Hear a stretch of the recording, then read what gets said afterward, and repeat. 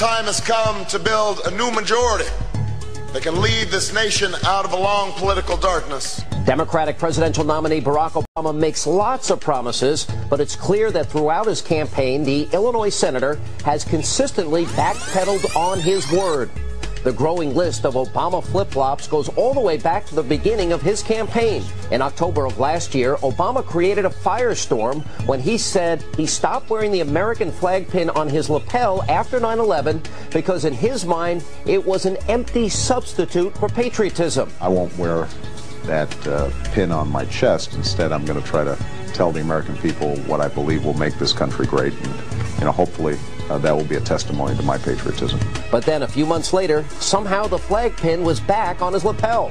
But that was just the beginning when it came to campaign financing. The senator also could not keep his word. I would be very interested in pursuing public financing because I think not every candidate is going to be able to do what I've done in this campaign. But a statement posted on Obama's website a few months later said something completely different. We've made the decision not to participate in the public financing system for the general election.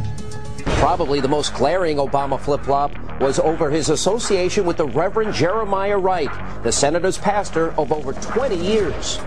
When Wright's explosive remarks first came to light, the senator refused to denounce him. As imperfect as he may be, he has been like family to me. I can no more disown him than I can disown the black community. I can no more disown him than I can disown my white grandmother. But a few choice sound bites and 2 press conferences later, Obama did a complete 180. Michelle and I told Reverend Otis Moss that we were withdrawing as members of Trinity. But hold on, we're just getting warmed up. Some of the Illinois senator's biggest blunders have been about policy issues. Obama began his campaign by promising to immediately begin withdrawing troops out of Iraq if he were ever elected president. I will bring this war to an end in 2009. I opposed this war in 2002. That's why I will bring this war to an end in 2009. But it seems that just a few months later, Obama was telling a very different story. I've always said that the pace of withdrawal would be dictated by the safety and security of our troops and the need to maintain stability. And there's more. Since the beginning of his political career, Obama has been a staunch supporter of gun restrictions. But after the Supreme Court struck down the Washington, D.C. handgun ban, Obama suddenly changed his position.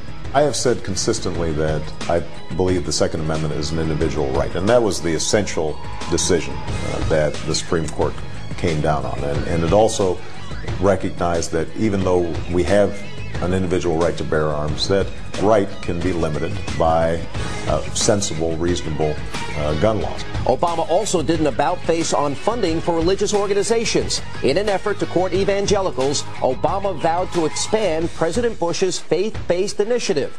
I believe that change comes not from the top down, but from the bottom up. And few are closer to the people than our churches, our synagogues, our temples, and our mosques.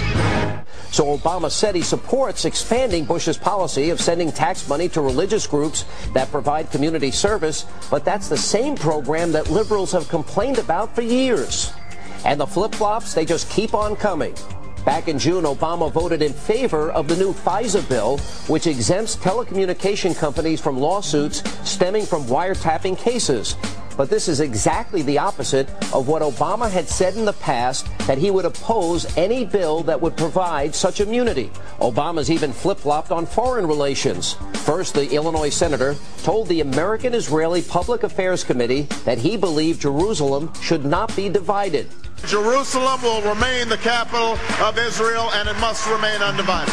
But less than 24 hours later, Obama apparently changed his mind yet again. In an interview the next day, he said, quote, "Well, obviously it's going to be up to the parties to negotiate a range of these issues, and Jerusalem will be a part of those negotiations. My belief is that as a practical matter, it would be very difficult to execute." Well, Senator, which is it? And let's not forget Barack Obama's promise to meet with leaders of state sponsors of terror without preconditions. He was unwavering when he was asked this directly at one of the Democratic debates. I would. And the reason is this, that the notion that somehow not talking to countries is punishment to them which has been the guiding diplomatic principle of this administration, is ridiculous. But after much criticism from both sides of the aisle, Senator Obama retracted his position and said he would only meet with the Iranian leaders if it could, quote, advance the interest of the United States. Obama also pledged to possibly renegotiate the North Atlantic Free Trade Agreement. Will you, as president, say to Canada and Mexico, this has not worked for us, we are out? I will make sure that we renegotiate in the same way that Senator Clinton talked about. And I think actually Senator Clinton's answer on this one is right. I think we should use the hammer of a potential opt-out as leverage to ensure that we actually get labor and environmental standards that are enforced. But when Fortune magazine asked him to clarify his stance, Obama said he didn't plan to unilaterally reopen NAFTA. He said, quote, I think that sometimes during campaigns the rhetoric gets overheated and amplified. Politicians are always guilty of that, and I don't exempt myself. It seems the senator will undermine his own campaign promises anytime he thinks that it will keep him from winning the election. But of course, he has an answer for that. This whole notion that I am, shifting to the center, or that I'm flip-flopping, or this or that, the other. The people who say this apparently haven't been listening to me. So Barack Obama is running on the theme of change. He wants to change government, change foreign relations, change the economy. But it looks like the only thing the senator is really ever going to change is his mind.